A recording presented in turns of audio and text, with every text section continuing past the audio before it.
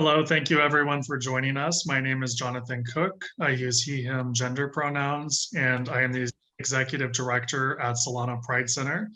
Today we are having a discussion about Trans Day of Visibility, and I am excited to have two guests joining us. First, we have Chris Baron, who is our youth coordinator at the center, and we're also joined by Orion Lam. And I will let both of them introduce themselves at this point. So thank you both for joining us. Thank you. I'm going to cut in and go first. My name is Chris. Sorry, Orion. I am the Youth Services Coordinator. I'm in charge of a couple of youth groups here at Solano Pride Center. I also visit local schools to check in with Gay Straight Alliances, organizations, other organizations that might be going on at the middle school and high school level in the county.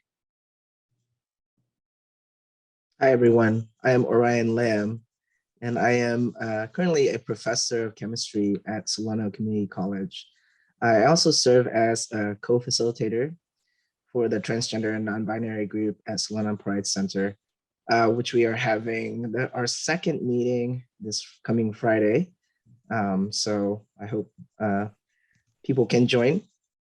That's along with Kes Kos that we are facilitating that group. Yep, that's me. Wonderful. Well, thank you both for joining today. Yeah, so I just wanted to give a little bit of context. So Transgender Day of Visibility is every March on March 31st. And it's a day that was designed to celebrate trans and non-binary folks, their contributions to society, and also to highlight and center the discrimination and issues that face trans and non-binary folks every day. And so I just wanted to kind of open up this next part as a discussion about why Trans Day of Visibility is significant to each of you personally. And then we can get into the next segment talking about issues that are currently facing the trans community right now today. This morning, I had an opportunity to join a call with the White House, and it is nice to have support from this administration again.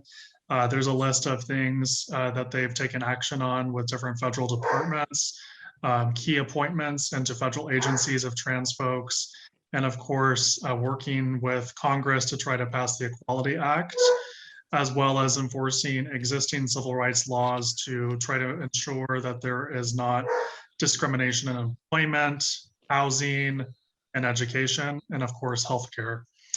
So it's encouraging to have an administration that is proactive and values and supports trans lives. So that is something that I feel is significant about today, in addition to being able to support and center many friends and family who are dear to me. So if each of you would like to talk about why TDOV is significant to you. Sure.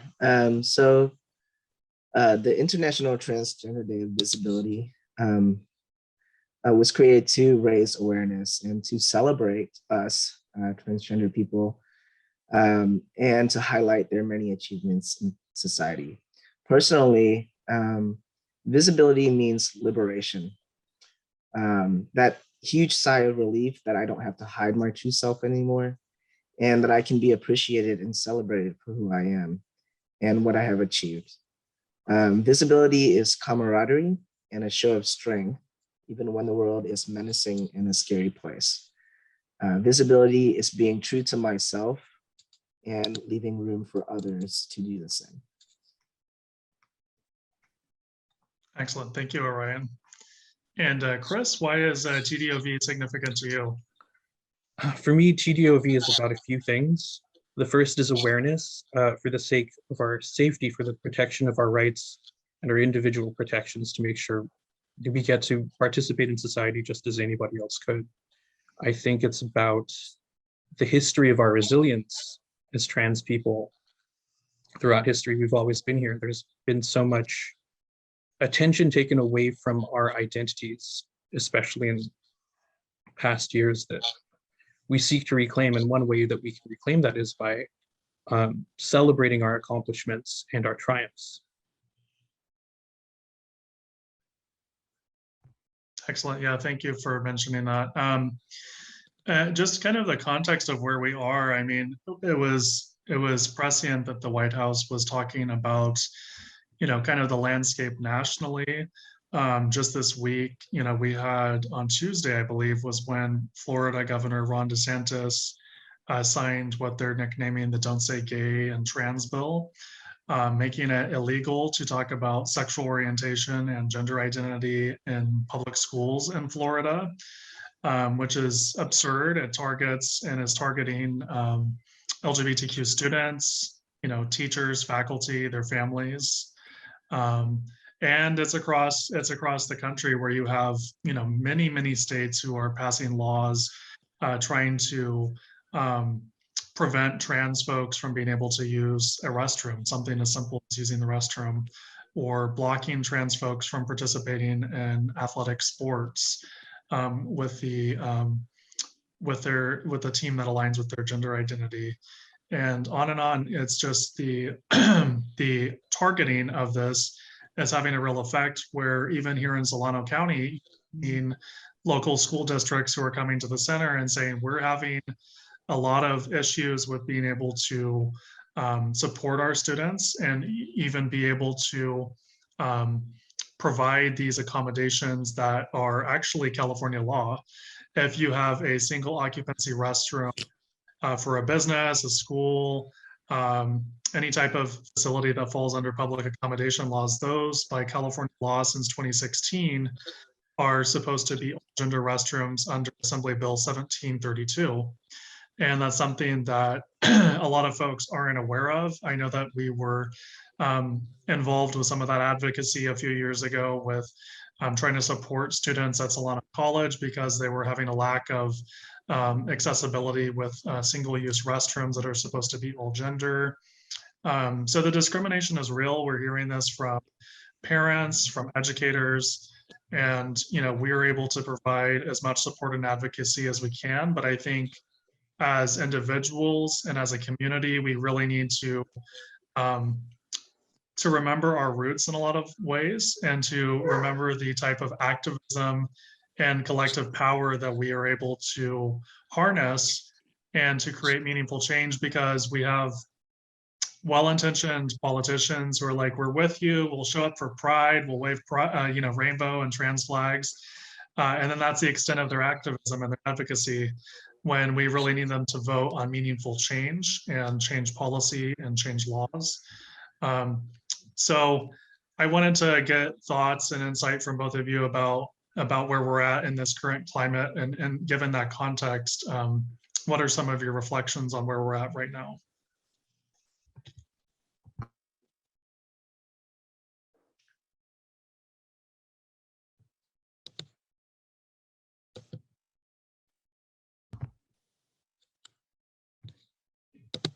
Well, I can go. I think we have made some progress. And sadly, I'm in California, so I think that it's skewed to what we think the progress that we've made is that in California we've made more progress than perhaps the rest of the country, for sure. And so we may think that there's a lot of progress that has been made, but there's still so much more that we have to do.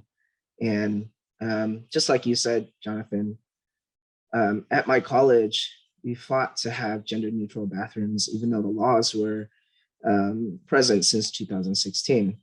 And I think we were able to do that just in the last couple of years. And that was, a hard battle that we fought, and we were able to win. And that's, that's still in California, but that's, that's further away from the Bay Area, right? And so we do have to think about, there are pockets where people are not experiencing the kind of progress that we as more privileged individuals have experienced, right? And so that's,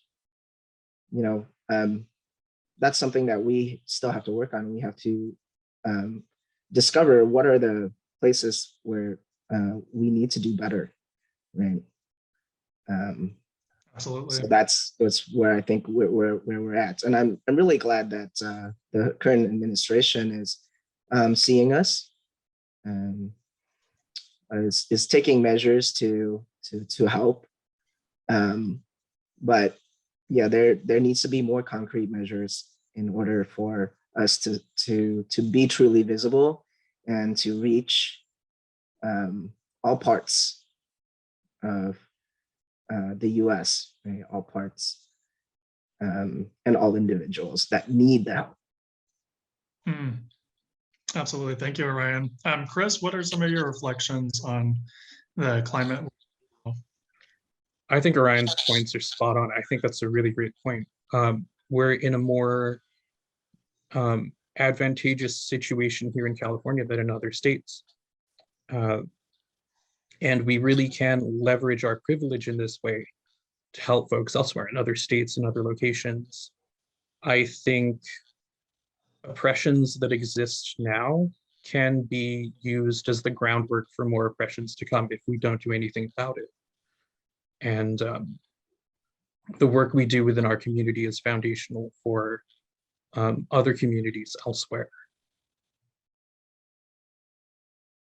Absolutely. I think it's important acknowledging, right, both of you did, that we're here in California. We are able to afford a lot of the protections and more progressive attitudes that our state has, while there is a need for a lot of change. But I was reading a study recently from the Williams Institute where it was looking at populations of LGBTQ folks by region in our country. And it may surprise some folks to learn that the region with the highest concentration of LGBTQ people is actually in the American South, where there are more restrictive laws that are targeting not only LGBTQ people, but people of color, women's rights, women's health care. And I think it's important to acknowledge that many of these movements and efforts are targeting many of our collective identities. And the fact that much of the work that we have to do as queer people is intersectional, where it's, it's not just fighting for queer and trans rights, it's also fighting for, women's health care, immigration, HIV justice, affordable housing, so many of these things that are LGBTQ issues, right?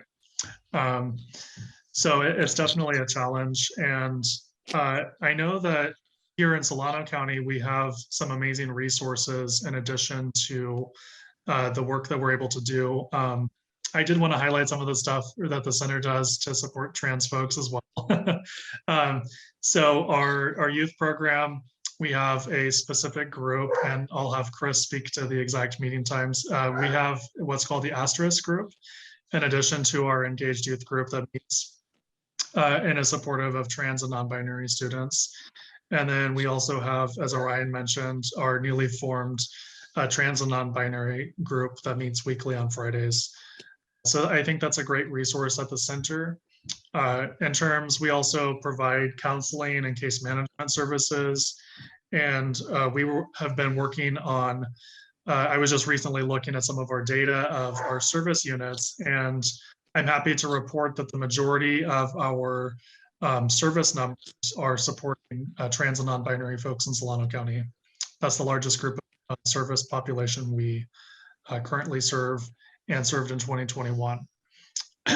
And in addition, outside of the center, we have the Louise Lawrence Trans Archive in Vallejo, which is run by Miss Bob Davis, who is also a professor at City College in San Francisco and a really amazing person.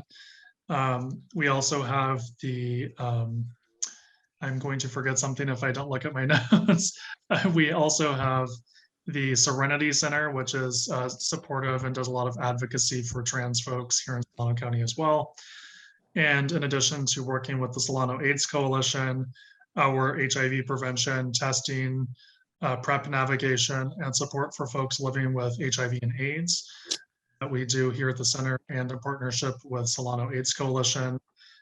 We know that a majority of new HIV infections disproportionately impact trans women of color in particular, Black, Latina, and API trans women. So I want to be mindful of the disproportionate health outcomes that many in the trans community face, and much of the work that we need to do to ameliorate that. I also wanted to shift because I know that so much of the conversation around trans issues can be heavy, right? Because of the reality of discrimination, of negative outcomes. But I also wanted to kind of reflect, since TDOV is meant to really celebrate trans lives, trans excellence. We're seeing more representation in films and Hollywood. And I think it's amazing. There's so many talented trans folks that are able to play these amazing roles. Shows like Pose come to mind, where you had a lot of trans and non-binary folks. I'm just thinking of anything, Orion or Chris, whoever wants to jump in first, of what trans representation, why it matters, and something that you've seen recently that was impactful for you. And Ryan, do you want to go first? Sure. Yeah. Yeah. So trans representation is really important because it makes us visible, right? And it liberates us. So being able to be who we are is really important. To show that to the world that we are here and we're fighting is really important.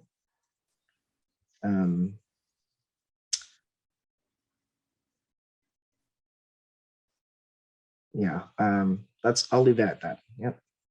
Thank you. Yeah, Chris, same question.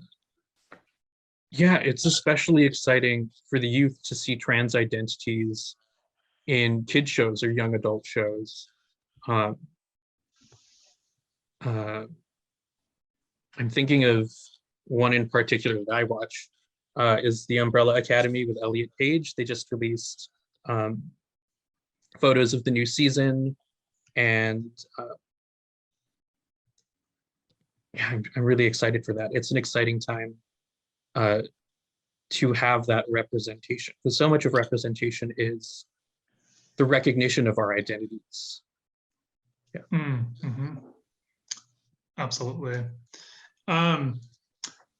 One thing I also wanted to mention, Chris, we were talking earlier about the, I don't know how to frame this exactly, but at the beginning, before we started, we were talking about wanting to make sure that trans youth, in particular, trans and non-binary youth, realize that if you're not out or seen by as many people, that your experience, that your identity is still valid. Would you like to talk about that a little bit more, what you were mentioning earlier?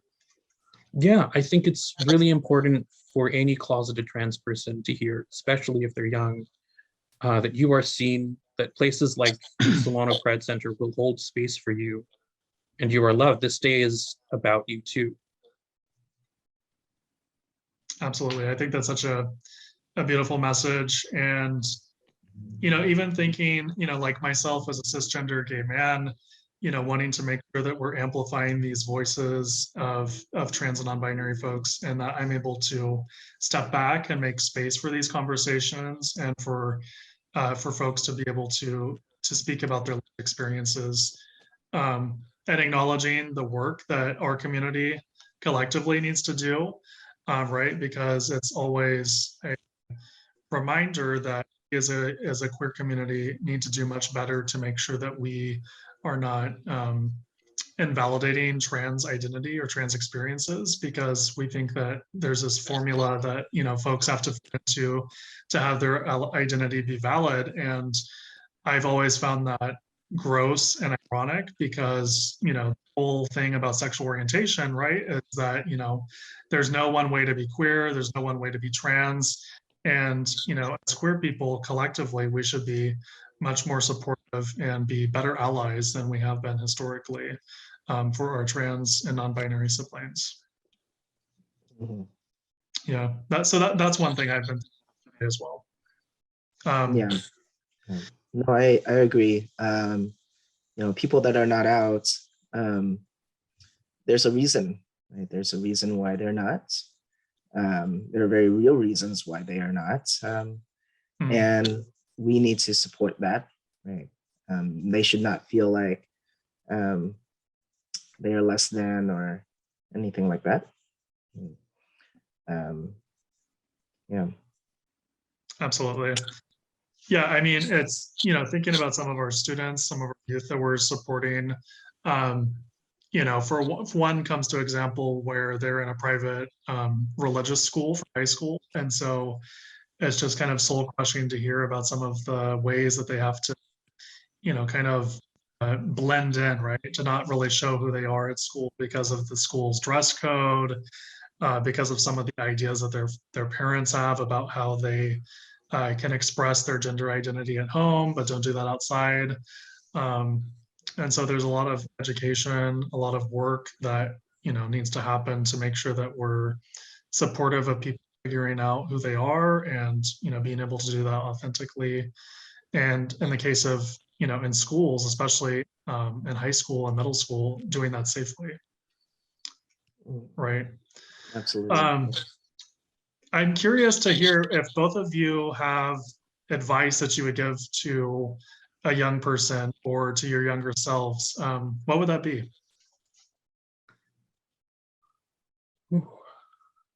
I know that's a big question, but whoever would like to go first. It is a big question. Keep discovering those places where you find yourself, like really find yourself. It could be the music you listen to, the company you keep, because not only will it keep you going, but it helps you know yourself in a deeper way. Those years are always the music you listen to in your teen years. I think you listen to for the rest of your life, and it can be really a great moment of self-discovery. Be in communication with folks if possible. With the internet, like so much of what goes on, so much of the discourse that happens now in the trans community happens online, and it's more approachable, I would guess, than before, because anybody can access a web page or whatever it is, and there are forms of community out there. Yeah, I think that's great. Yes. Orion, what about you? Oh, sorry. Yeah. So along the same lines as what Chris is saying, being trans is one part of you, and while you're trying to figure that out, when I was young, I was trying to figure that out, and sometimes you're not going to have a concrete answer. You're not going to have a clear path of what you need to do. So you need to also concentrate on other parts of your life as well. Who are you besides that you are trans? And that could include what you love. What are your hobbies? What are your other passions that you can concentrate on while you're trying to figure out what you will do about your situation, right? What about what you will do about your gender issues, right? Whether you're going to transition, whether you'll take hormones or not, but you will have other things going on for you. And that's really important to being, just a well-rounded human being, right? So that when you do decide, and if you do decide to take that very difficult step to transition,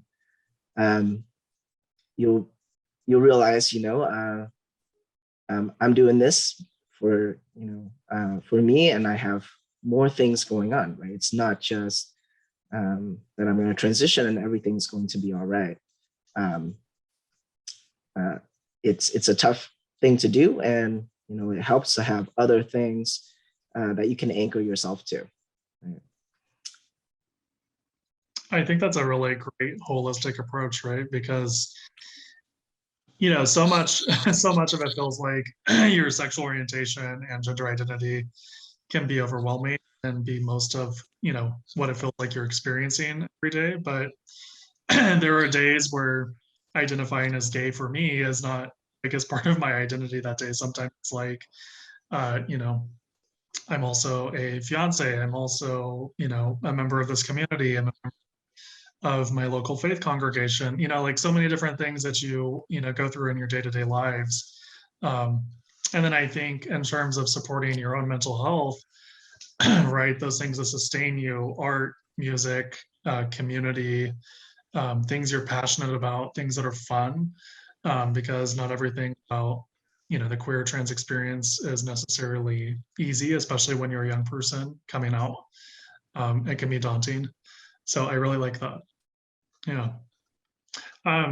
As we're wrapping up, is there anything else that we may have missed from this conversation that either of you would like to add, or anything you'd like to add on to previous topics we've discussed?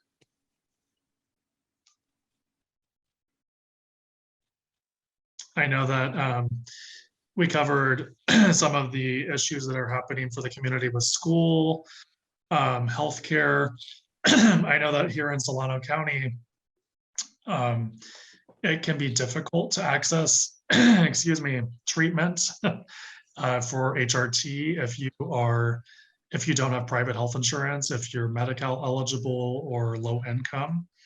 Our local Planned Parenthood offices don't provide that. You have to go to the Planned Parenthood office in Walnut Creek, or the next closest one is in Reading. So we, definitely have a lot of work in being able to fill those gaps. Luckily we have sister organizations where the Gender Health Center in Sacramento offers a lot of those services. There's a lot of other great orgs in Oakland and San Francisco that offer and provide these services. And one of my goals as the director of the center is to be able to have a gender health clinic at the center where it's a one-stop shop. We have our support groups, we have community, we offer counseling and case management, so we can help with, letters for supportive surgeries.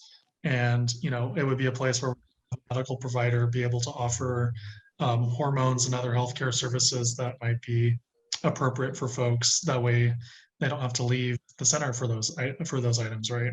So that's kind of a long-term goal for me. Lots of work to be done.